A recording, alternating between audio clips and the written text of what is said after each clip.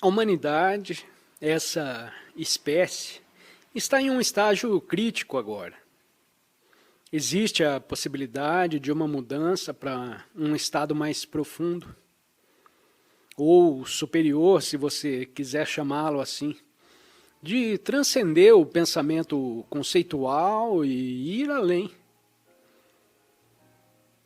Você ainda pode pensar, mas não mais preso ao pensamento. Esse é o lugar onde a humanidade tem que ir. E conforme você transcende o pensamento conceitual, você recupera o que foi perdido eras e eras atrás. Você recupera seu senso de conexão com o ser. Você sente, no fundo, que está conectado com algo vasto. E não é diferente de quem você é. Nós apenas, quando colocamos isso na linguagem, soa como se fosse algo diferente de quem você é. Você está conectado com o ser, com um senso de ser simples. Ser vem do verbo ser, ser a coisa mais primordial. E tudo na natureza é uma expressão desse ser subjacente, incluindo o corpo físico, esse corpo, aquele corpo. Tudo que percebemos nesse mundo é a existência. Existe esse corpo, existe aquele corpo. A existência subjacente é o ser. Ser é a dimensão atemporal, sem forma, dentro de você. É muito parecido com o buraco negro, no centro da galáxia. Quando eu estava escrevendo O Poder do Agora, eu escrevi, e não sei por que escrevi isso, apenas veio a mim um dia. Escrevi: existe um buraco negro no centro de cada galáxia. E o editor viu e disse: você não pode dizer isso, porque como você pode saber disso? As pessoas vão argumentar contra isso. Então foi tirado. E alguns anos depois eu li um artigo de um cientista e disse que agora os cientistas acreditam que existe um buraco negro no centro de cada galáxia. Então, por que eu sabia disso? Eu sabia disso porque podia sentir o buraco negro dentro de mim. Essa vida espaçosa e sem forma, a origem.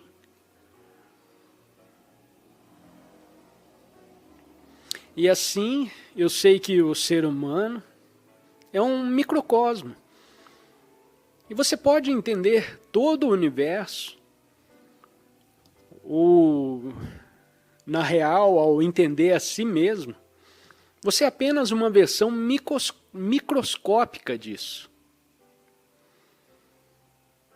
Então é isso.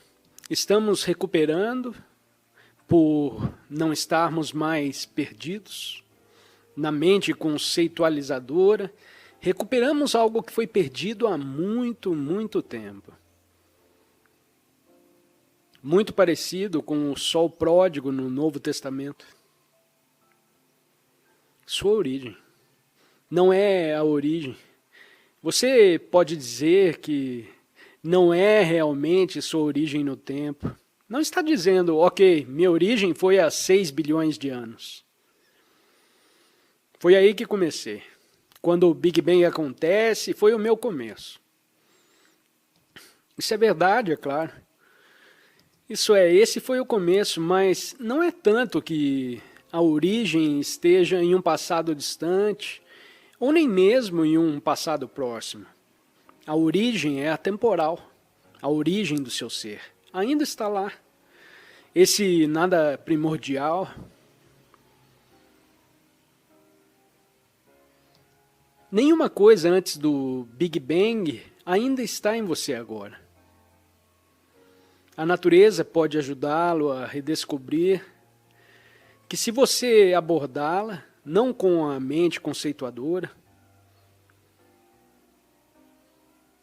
mas abordar a natureza e percebê-la em um estado de atenção alerta e amplitude. E isso é maravilhoso. Maravilhoso porque poderíamos chamar de prática, mas depois não é mais uma prática porque se torna uma forma natural de ser. Primeiro na natureza e depois até no mundo feito pelo homem.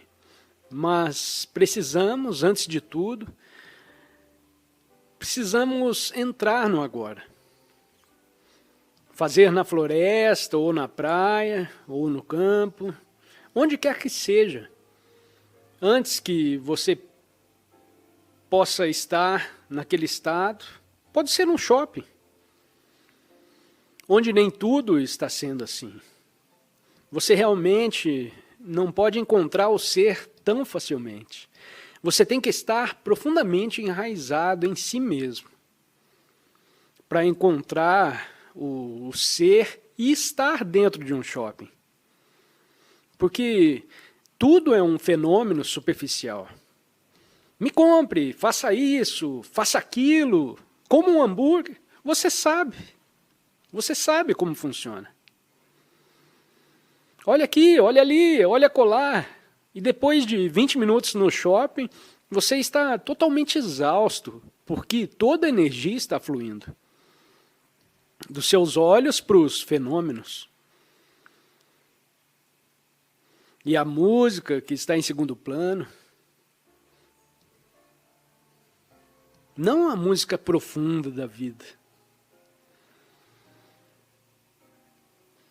E ainda assim, você pode caminhar na floresta por 3 horas e não se sentir exausto.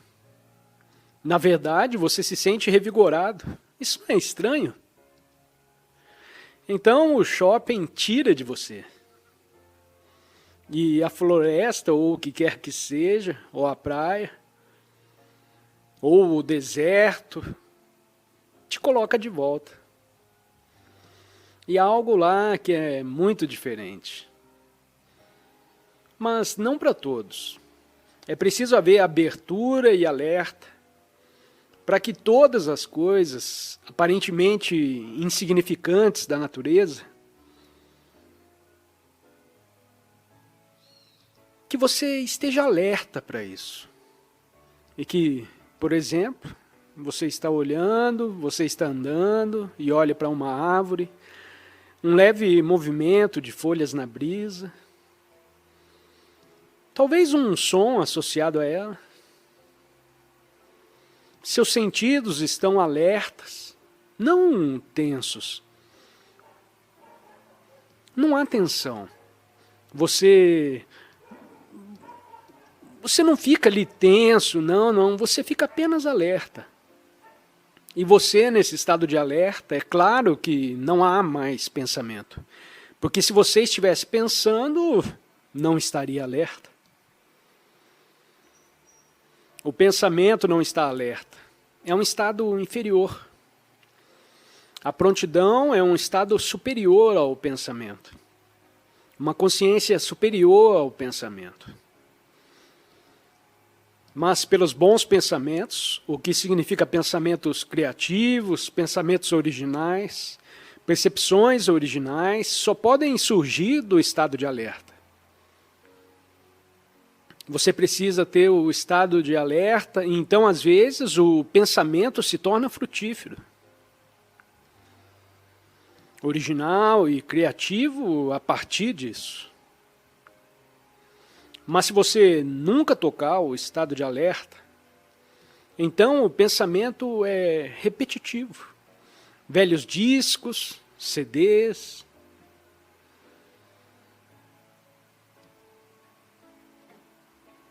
Não temos mais discos e não temos mais CDs. Velhos iPods ou o que quer que seja.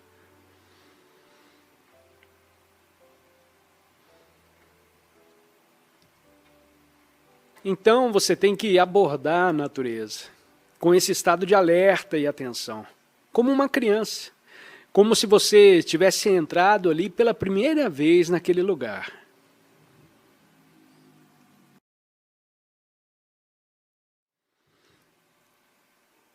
Vamos dizer que talvez você dirija para algum lugar, ou talvez seja perto de onde você mora.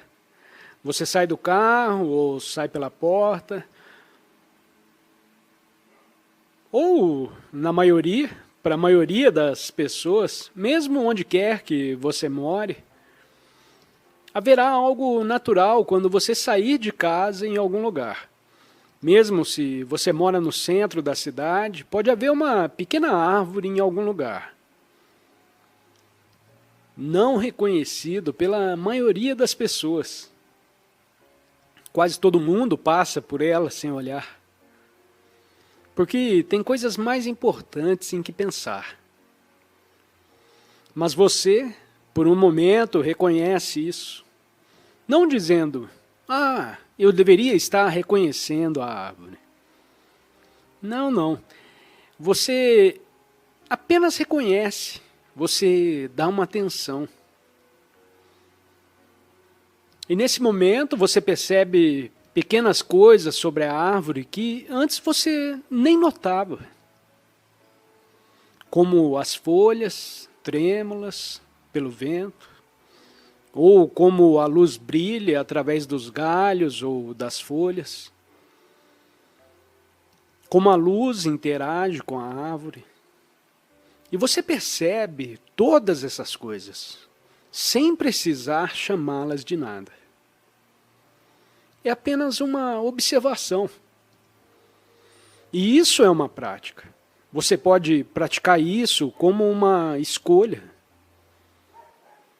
Porque escolheu se relacionar com a natureza de uma maneira diferente.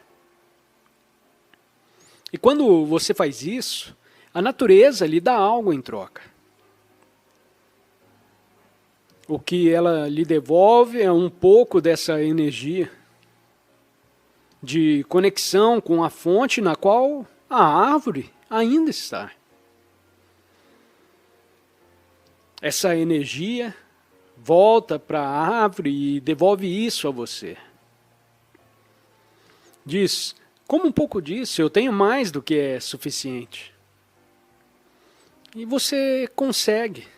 Então isso ajuda você a sentir essa conexão. Mas você também está ajudando a árvore. Eu digo isso intuitivamente. A árvore não tem falado assim comigo. Talvez algumas árvores falem com algumas pessoas, mas não comigo. Eu não. Bem, o príncipe Charles disse anos atrás que ele falava com as plantas. E isso é uma coisa maravilhosa.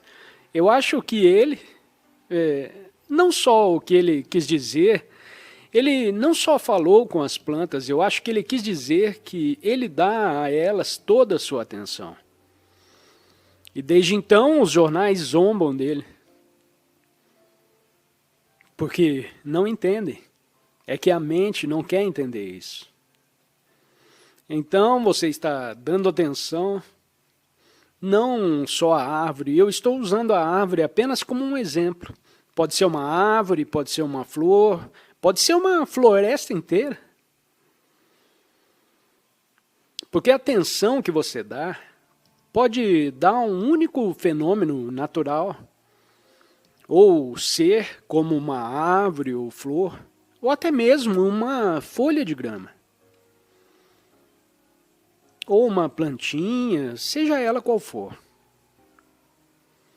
Você também pode dar atenção a um campo de energia mais inclusivo, como um vale inteiro, ou seja, tem seu próprio campo de energia, seu próprio espírito, quase se poderia dizer, ou uma floresta enquanto você caminha. Então tem duas modalidades, podemos dizer assim, de estar lá. Digamos que é em uma floresta, você pode notar coisas únicas, como árvores ou plantas, E por um momento você dá a eles um pouco, só um pouco da sua atenção. Há um olhar em estado de alerta. Então você olha para outra coisa e não há escolha realmente envolvida. Não está dizendo, o que eu posso olhar agora? Acontece naturalmente. Seus olhos se movem e você olha para isso, e de repente você olha para outra coisa. Então você olha para a totalidade do que está ali. Apenas o geral. Sem sempre focar necessariamente em uma coisa. Você absorve a totalidade. Isso há uma expressão zen que é traduzida como uma consciência sem escolha. Uma expressão que também acredito que Krishnamurti usou. Consciência sem escolha. Então você absorve a totalidade do que está ao seu redor. E então a natureza e todo o campo de energia do que está ao seu redor, então se conecta com você. E você se conecta com ele. Então dá a você um pouco dessa conexão. Com a fonte que a natureza nunca perdeu, que se transmite a você. Mas é um processo recíproco. O que você dá à natureza é a consciência de si mesma. Porque precisamos nos lembrar dessa natureza. Não é que você esteja separado da natureza. Você não foi colocado na natureza. Você saiu da natureza. Você também é natureza. Você é a natureza que está em processo de tornar-se consciente de si mesmo. Então, o que você devolve à árvore, à flor ou à floresta, é a consciência de si mesmo. Reconhece, porque essa flor, eu diria que a flor não sabe que é linda. Apenas isso, a flor é. Sua beleza está aí, vem da fonte. E agora, quando qualquer ser humano percebe essa flor, como um verdadeiro ato de percepção, sem conceituá-la ou julgá-la, algo responde de dentro. Há algo que é tocado por dentro. Há tanta beleza lá. Mas mesmo para chamar isso de beleza, você não precisa dizer isso. Há algo lá, algo dentro da resposta, quase um reconhecimento. Porque quando você percebe dessa forma, você percebe que você e ela não estão separados. A ilusão da separação criada pela mente pensante desaparece. E há uma sensação de unidade. Quando você não está chamando de nada, há uma percepção pura e espaçosa. Aí, imediatamente, não há eu e a flor, há um contínuo. A flor surge dentro do campo da consciência. É isso que vem disso.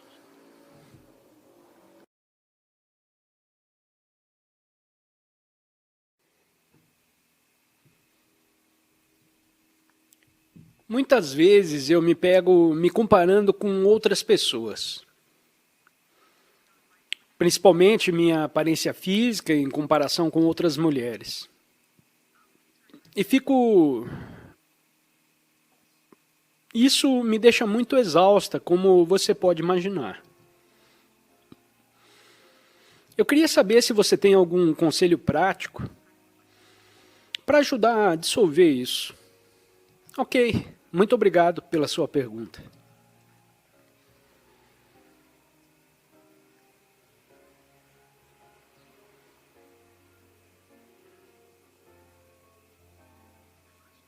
E presumo que, às vezes, você sai melhor do que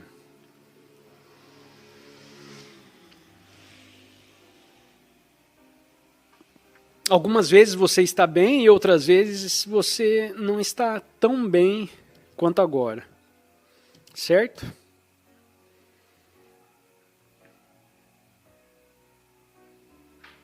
É melhor do que se sentir bem e não tão bem quanto, não é?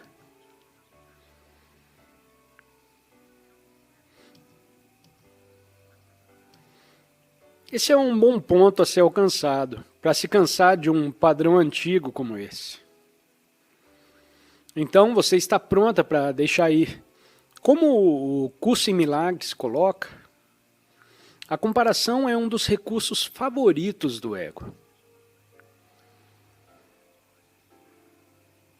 Para manter o ego em movimento, ou ele se mantém em movimento, especialmente comparando, seja a comparação relacionada à aparência externa, ou comparando a outras coisas, avaliando outros em comparação com a forma, como em sua própria mente. Você se avalia. Pode ter a ver com conhecimento, educação, classe social, forças físicas, quantas posses de valor você tem. Por exemplo, ele vale tal e tal quantia de dólares, e eu valho muito mais do que ele, ou muito menos do que ele. Todos os tipos de coisas. Implícito nisso está um sentimento de desejo por parte do ego. De aumentar seu senso de valor. E se alguém tem menos do que você, ou parece menos do que você, ou pode fazer menos do que você, de alguma forma, um tanto sem sentido, parece acrescentar algo ao seu senso de identidade. Claro, isso não faz sentido. É um pouco absurdo até. Mas é assim que o ego funciona. E ao contrário, se alguém parece ao ego como se alguém tivesse acabado de alcançar algo, ou que você não alcançou, parece o ego como se algo de seu senso de identidade tivesse sido tirado. Então você fica murcho e não fica feliz. Se você está realmente preso ao ego, você não fica feliz. Quando algo de bom acontece, alguém próximo a você, porque parece ao ego como se estivesse te diminuindo, porque algo ou outra pessoa se tornou mais realçada, sua identidade aos olhos do ego. É tudo.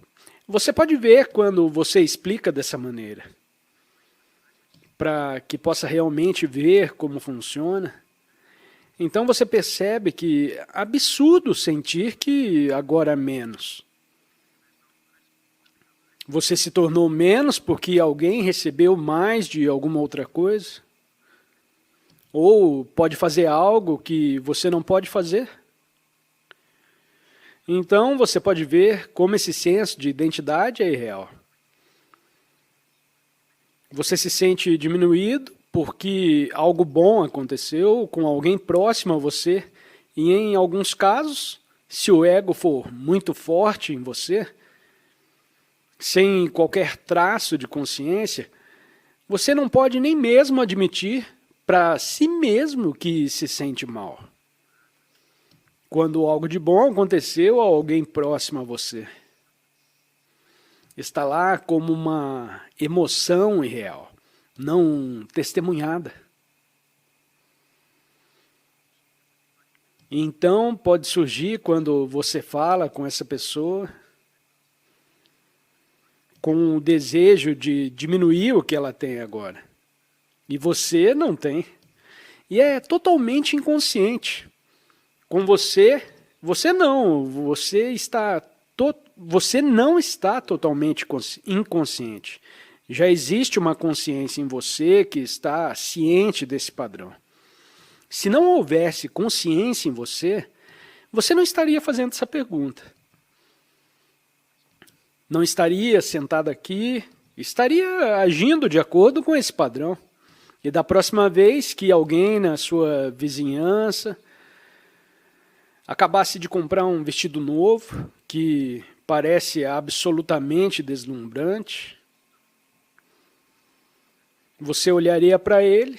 Se você estivesse totalmente presa ao ego, você olharia para ele e algo dentro de você se contrairia. Mas vocês não saberiam disso, porque não haveria consciência suficiente para isso. Mas essa concentração, essa contração com um campo de energia, fluiria para sua mente.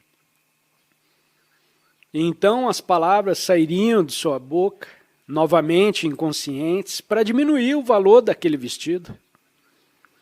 E você poderia dizer: ah, esse vestido ficaria bem na sua irmã.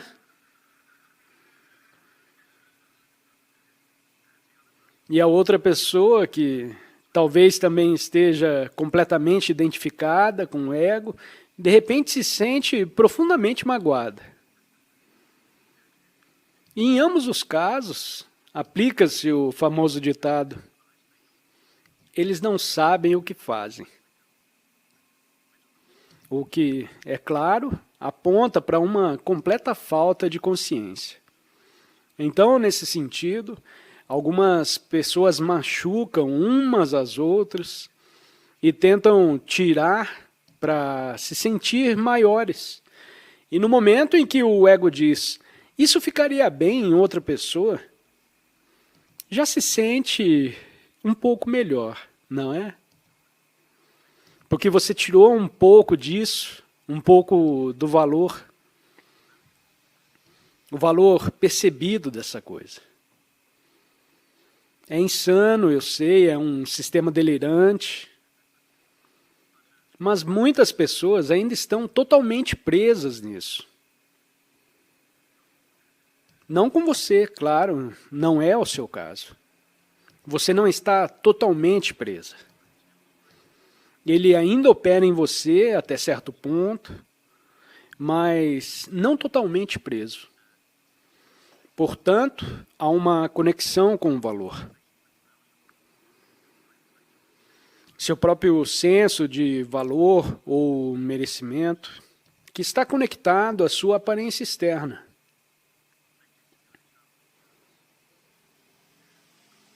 Pode estar conectado a outras coisas também. Pode estar... Sim, conectado a outras coisas. Portanto, há uma imagem em você de quem você é. É uma imagem superficial, da aparência superficial de seu corpo. E a solução, claro, é muito simples. É levar a sua atenção para além da superfície.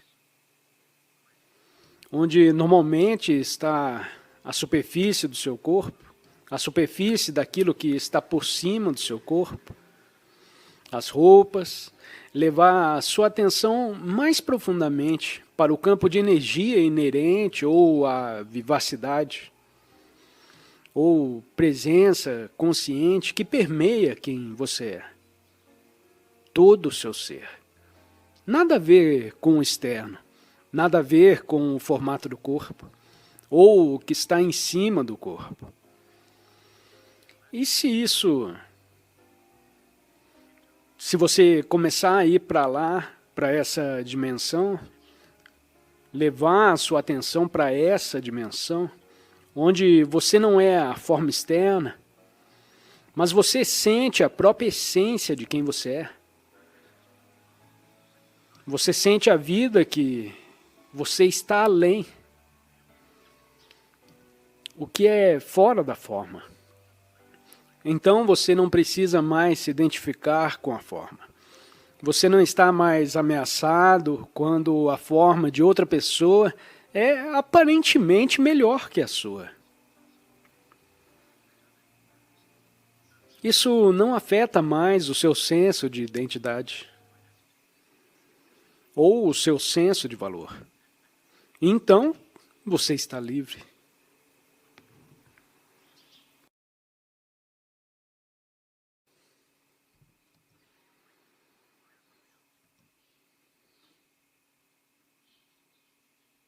Você pode admirar a boa aparência de outra pessoa e você é livre para ser feliz com sua aparência, por enquanto, até que os anos se passem.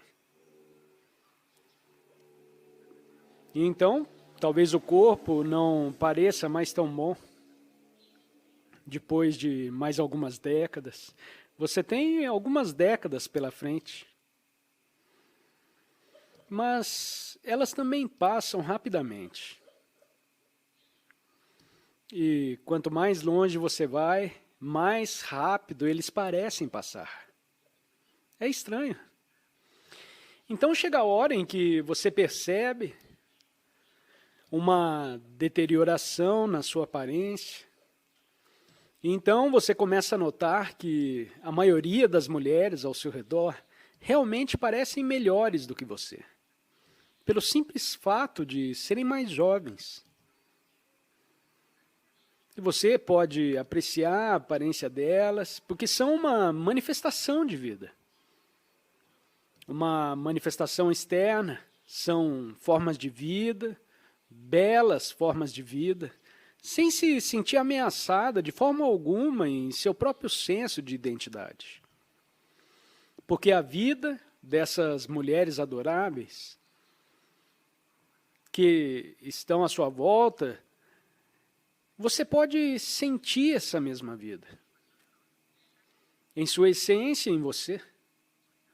Assim você pode reconhecer toda a beleza que existe nos outros, mesmo que na sua forma externa essa beleza não se manifeste mais como tal. Essa é uma liberdade maravilhosa. Apreciar a beleza que você vê ao seu redor, mesmo que seu próprio corpo não faça mais parte disso. Porque existe uma beleza em você, que não tem nada a ver com a forma. Todos poderiam chamar isso de essência de toda a beleza. Essa é a própria essência da própria vida. Então, quando você tem essa essência, você aprecia a manifestação externa dela, em sua assim chamada, podemos dizer, forma diluída, como exemplo na flor.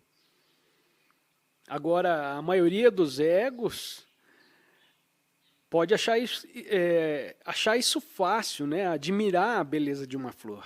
Mas em outro ser humano, você pode apreciar a beleza de outro ser humano. E a comparação, a necessidade compulsiva de comparar, desaparece. Não há, e quanto a mim, eu pareço tal coisa. Esse padrão de pensamento se dissolveu há muito tempo. Quando você atingiu o ponto em que a maioria das mulheres parecerá externamente melhor do que você.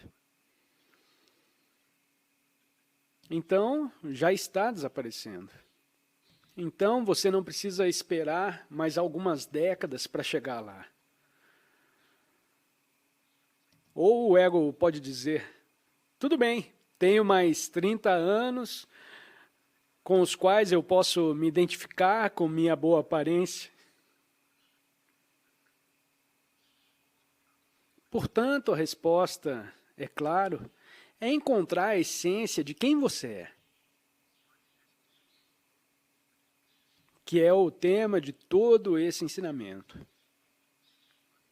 encontrar a essência de quem você é, para entrar em contato com o sentido inerente de ser ou vivacidade ou presença dentro de você, que permeia todo o chamado corpo físico, mas não é o corpo físico. Enquanto falo sobre isso agora, você deve ser capaz de sentir isso dentro de você. O fato de que existe uma vitalidade que permeia todo o seu ser. Você pode sentir? Isso é mais essencialmente quem você é do que a aparência externa de quem você é. E isso vai ser exatamente o mesmo daqui a 30, 40 anos, como é agora. Então você se torna livre da forma. Você é essencialmente a consciência por trás de tudo. Portanto, conheça a si mesmo como essa vida ou consciência. Elas são a mesma coisa. Conheça a si mesmo como isso e você estará livre do ego. O ego está lá como um substituto. É buscar a si mesmo de alguma forma. Essa é a ilusão e cria uma vida infeliz. Então é uma coisa maravilhosa. Também é libertador ver o absurdo do ego. Depois de ver como os padrões que acabei de descrever agora, você pode ver como é louco se sentir diminuído. Quando algo bom acontece a outra pessoa, sentir-se melhor quando algo ruim acontece a outra pessoa, e nem mesmo saber isso. Então, vamos ver o que acontece da próxima vez, se você pode admirar uma bela forma feminina, sem nenhuma comparação. Aliás, sinta com mais intensidade a beleza que está dentro de você quando a vir lá fora. Isso é uma coisa maravilhosa.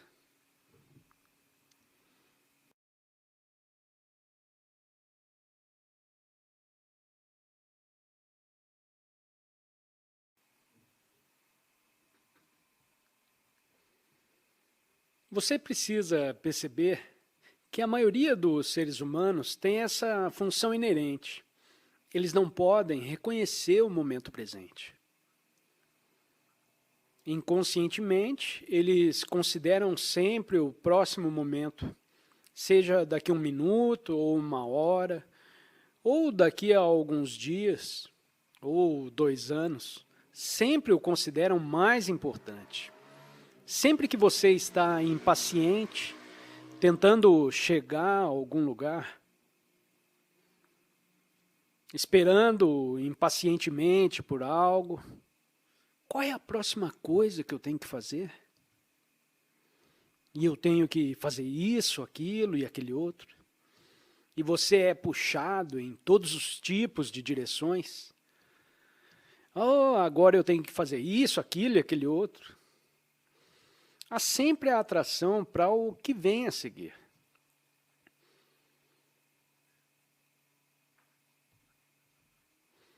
Eu chamo isso, às vezes, de que você está se perdendo em pensamentos.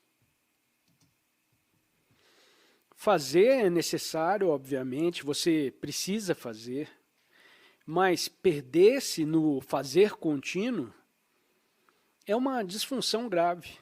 Mas é tão normal que ninguém percebe. Então, se você se perder no fazer, sempre haverá outro. E é assim que surge o estresse. Mas o estresse está no intervalo entre o agora e o depois. O então projetado, agora e depois. Nesse intervalo surge o estresse. Assim, a projeção mental para o futuro cria tensões entre eu estou aqui, mas quero estar lá. E para muitos humanos, esse é o estado predominante. Eles estão sempre aqui, mas eles não querem realmente estar aqui. Eles querem estar lá. Ou lá no espaço, ou no tempo. É incrível. E mesmo vocês, seres que estão despertando, ainda podem, às vezes ou com frequência, se encontrar nesse estado. Em que, de repente, percebem que o dia inteiro estiveram estressados com isso, aquilo e aquele outro, porque o mundo faz tantas exigências sobre você. Você precisa lidar com isso, e isso, e isso. E amplificado pelos gadgets que usamos agora, os aplicativos, que é uma amplificação da disfunção por meio disso, do celular. E você se perde no fazer. Você se torna completamente descentrado e basicamente perdido. Acontece até com crianças já. Crianças bem novas nos dias de hoje. Eles sofrem de transtorno, de déficit de atenção e assim por diante. O que significa que sua mente está sempre sendo puxada para alguma coisa longe do momento presente. Tão perdidos em fazer.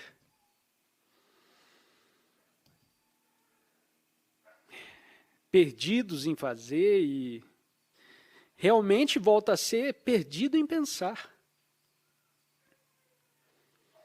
O pensamento fundamenta o fazer. Então você está perdido em seus pensamentos sobre o mundo. Então você se envolve em todos os tipos de atividades, impulsionados pelo pensamento. Agora preciso fazer isso. Agora preciso fazer aquilo. Portanto, a condição básica ainda é para a maioria dos seres humanos no planeta.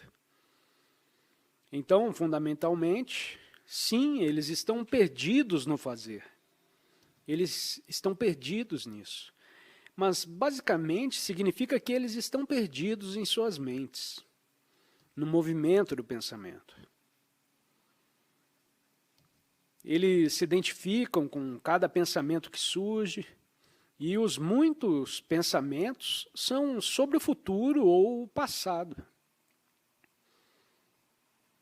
Não que muitos pensamentos sejam sobre o momento presente. Se eles são sobre o momento presente, então é uma interpretação do momento presente, que é completamente determinada e colorida por seu condicionamento passado. Então é muito interessante observar em você mesmo essa tendência de negar, desvalorizar, desconsiderar, reduzir o momento presente a um meio para um fim. É sempre um meio para um fim, mas nunca é reconhecido pelo que ele é em si. E muitas vezes é mais do que um meio para um fim. Muitos humanos, essa é uma maneira muito disfuncional de ser, para muitos humanos, o momento presente é considerado inconscientemente como um obstáculo que eles precisam superar. Há um mal-estar subjacente e contínuo, e eles estão sempre tensos.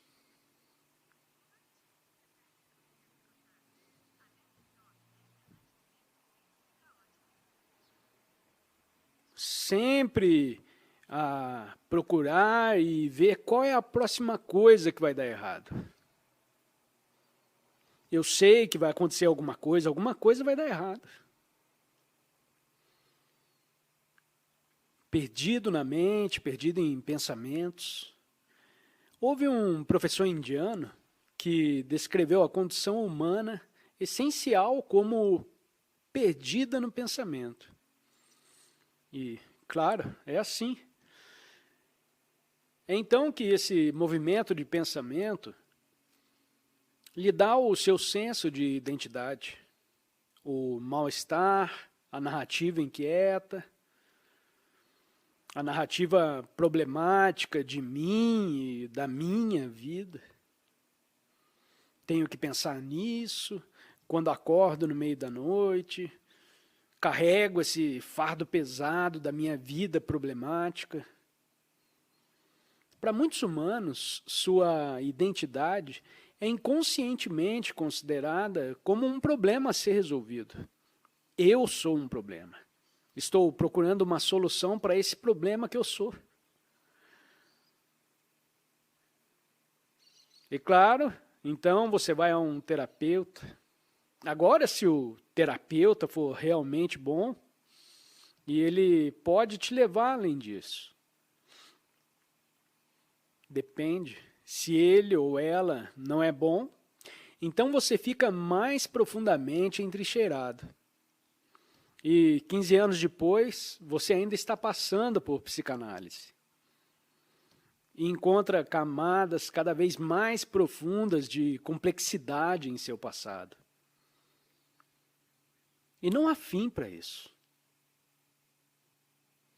Assim, o momento presente é desvalorizado, não reconhecido, ou considerado como um meio para um fim, ou um obstáculo. Para muitos humanos, esse é o estado predominante.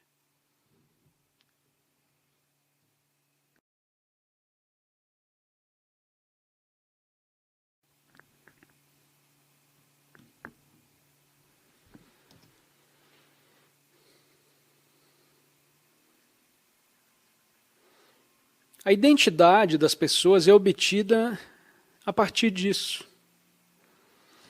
O erro está na identificação com o pensamento. Agora surge uma pergunta. Quem ou o que é que se identifica com o pensamento? Se não sou a história que conta a mim mesmo sobre quem eu sou, se não sou isso, então quem ou o que eu sou? E o que há em mim que se identifica com a história? O que é que cria esse senso de identidade? Que existe principalmente em um estado de desconforto, ou muitas vezes de descontentamento, porque não consegue reconhecer o momento presente. Esse é o ego. É assim que o chamamos. O senso egóico de si mesmo. Existe uma prática espiritual muito simples para levá-lo à compreensão de quem ou o que é que se identifica. Sugiro nesse momento observar-se internamente agora, para ver se há alguma emoção persistente em você. Talvez de hoje cedo, ou uma hora atrás, ou ontem, ou nos últimos 2 anos, ou nos últimos 10 anos, talvez. Você consegue sentir, por exemplo, se há alguma irritação em algum lugar? Existe algum tipo de ansiedade? Existe algum tipo de peso, um certo humor pesado, um humor desanimado, talvez? Existe raiva? Uma grande coisa. Algum resíduo de raiva do que aconteceu antes? Isso está em você. E normalmente os humanos dizem, ei, eu estou com raiva.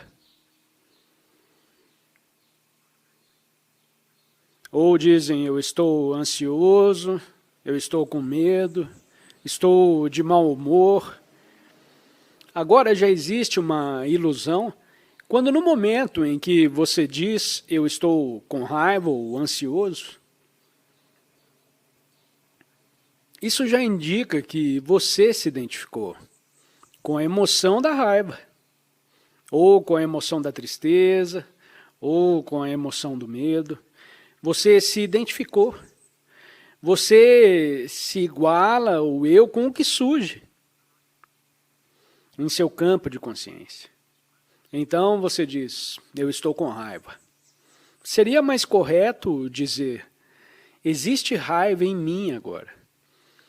Bem, pode parecer uma diferença trivial entre dizer, eu estou com raiva e há raiva em mim. Mas há uma diferença significativa, que vai além da mera síntese, como você junta as palavras. Porque enquanto você diz que estou, você equipara o eu com qualquer condição existente em você. Isso se aplica à emoção e também se aplica ao pensamento.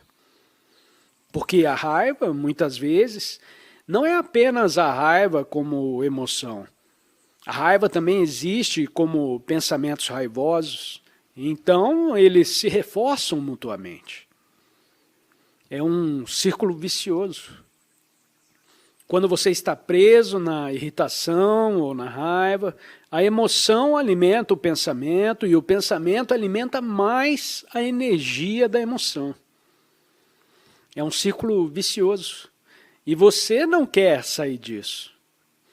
Você pode perceber quando observa uma pessoa com raiva, desanimada ou ansiosa, que eles realmente não querem se livrar da raiva. Se você sugerir isso a uma pessoa com raiva, que ela pode ser livre, não obterá uma resposta agradável. E você já viu pessoas com raiva, quando elas estão dominadas pela raiva ou irritação, elas não podem evitar. Então elas gritam com você.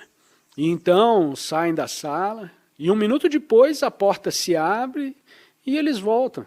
Porque pensaram em outra coisa para te insultar.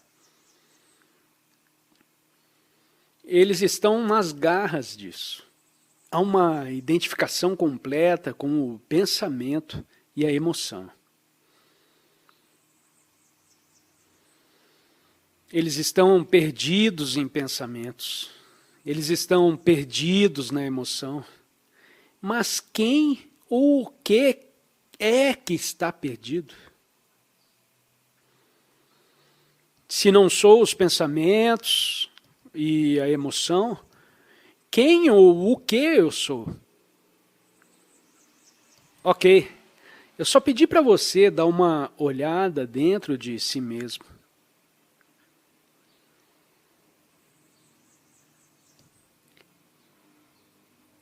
E se houver algo que seja chocante e desagradável e está aí dentro de você, eu não estou dizendo para você tentar se livrar disso, não faça isso. Reconheça o momento presente é o que é. Externamente ou internamente, isso é o que é. Mas há uma grande diferença agora. Ao reconhecer o que existe, digamos, irritação, raiva ou ansiedade em você, um elemento ou dimensão adicional surgiu. E essa dimensão poderíamos chamar de consciência, ou poderíamos chamá-la de presença. E no momento em que a consciência chega, você não está mais completamente identificado com ela. Às vezes eu descrevo como a raiva e conforme sua percepção da raiva surge, há um pouco de espaço ao redor dela. Essa é a consciência. A consciência sabe que há a raiva. A raiva ainda pode estar lá, pode não desaparecer imediatamente. Mas a consciência sabe que está lá. Ou o que quer que seja. O surgimento da consciência é o despertar espiritual. a desidentificação que acontece quando surge a consciência, é o despertar espiritual ou o surgimento da dimensão transcendente de consciência. Transcendente porque transcende quem ou o que você é como uma pessoa.